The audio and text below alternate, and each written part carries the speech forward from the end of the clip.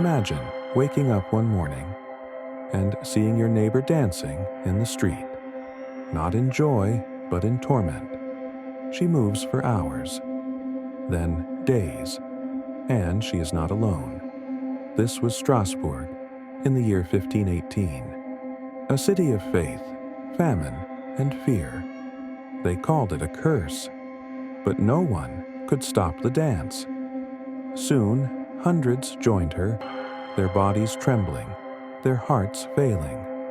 Strasbourg became a stage of suffering. They would call it the Dancing Plague, and it would claim hundreds. Today, we revisit one of history's strangest mysteries. In the summer of 1518, the streets of Strasbourg witnessed a nightmare unlike any other.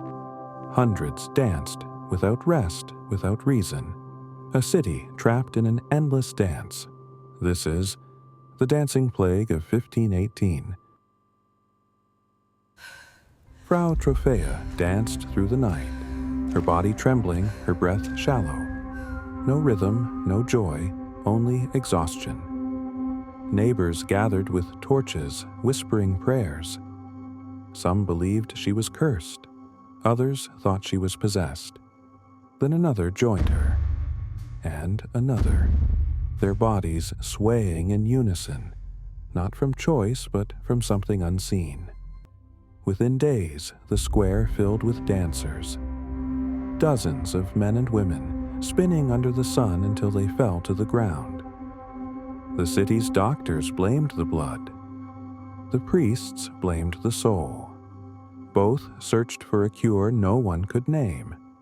Children watched as their mothers and fathers danced themselves to collapse. The laughter of the crowd faded into silence. The physician Paracelsus would later call it choreomania, a madness of the blood and the spirit. Then came the music. The council ordered musicians to play, believing rhythm would heal them. It only fed the fire. 400 people filled the square, shoes torn, feet bleeding, each step a prayer, each movement a scream. Some collapsed where they stood.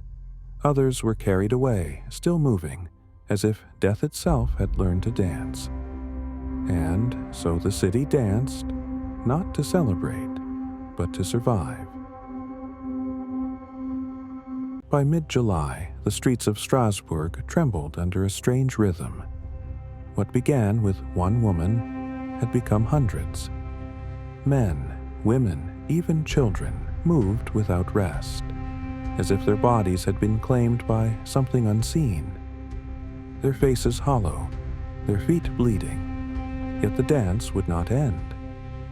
Doctors called it fever. Priests called it sin. But no one could explain why they danced inside the churches. Prayers rose like smoke, desperate, trembling, unanswered. The faithful begged the saints for mercy, yet outside, the rhythm only grew louder. Exhausted, the dancers were carried away, still twitching, still moving. Some died mid-step. The city's leaders ordered musicians to play, believing rhythm could cure rhythm.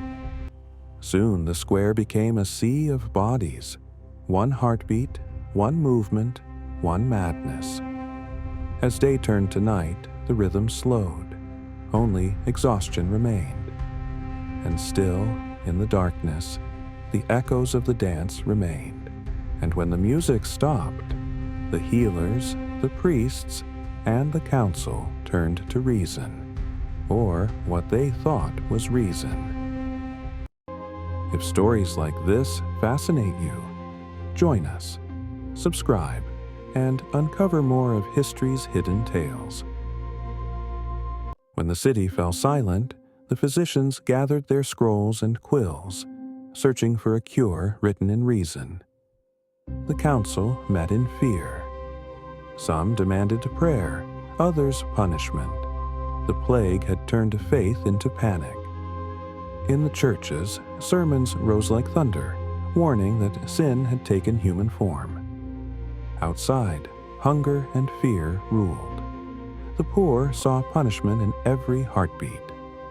Physicians prescribed fasting, bleeding, music, anything to tame the rhythm. Faith and science fought for the soul of Strasbourg. Neither would win. Even the healers began to tremble. Their faith faltered. Their science failed. The people waited for salvation. None came. In desperation, the council closed the halls, silenced the music. But the madness was already within. And as the bells fell silent, Strasbourg held its breath, waiting for a reason that never came. Centuries later, historians and scientists still struggle to explain why the people of Strasbourg danced to death.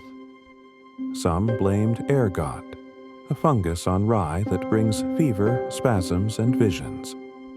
Others said it was divine punishment, a dance commanded by God or the devil. Physicians of later centuries spoke of mass hysteria, minds trapped in fear, moving together as one. Modern science calls it collective trauma, fear turned into movement. Maybe the plague was never about disease, but about the soul itself, desperate to be heard. Whatever the truth, the rhythm of 1518 still echoes, a mystery that refuses to die.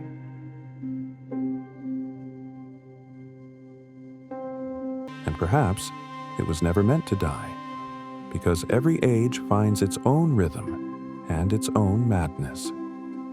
Centuries later, the tale of the dancing plague still whispers through art, music, and memory. Even now, we dance to unseen forces, fear, faith, joy, and despair. Our steps may change, but the rhythm remains. It lives in every heartbeat. And so the city sleeps again, its secret buried beneath stone and silence. This was the dancing plague of 1518. History never truly ends. It only waits to be found again. If you've reached this far, thank you for keeping history alive. Subscribe and discover the stories the world forgot.